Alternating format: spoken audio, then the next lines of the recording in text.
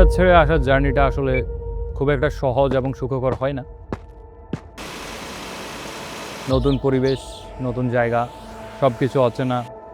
সবার মধ্যেই একটা অদৃশ্য টেনশন থাকে যে কীভাবে আমরা সার্ভাইভ করব। আমার অস্ট্রেলিয়া আসার মূল উদ্দেশ্য ছিল নিজের একাডেমিক ক্যারিয়ারকে একটি চমৎকার অবস্থানে নিয়ে যাওয়া। অ্যাট দ্য সেম টাইম একটা গ্লোবাল এক্সপোজার নিয়ে একটা ভালো পরিবেশে, চমৎকার এনভায়রনমেন্টে ফিনান্সিয়াল স্টেবিলিটি অর্জন করা। আসার পরপরই সবার আগে যে জিনিসটা মাথায় আসে যে কোথায় থাকবো, জব পাবো কি না, পার্ট টাইম জবের কী অবস্থা।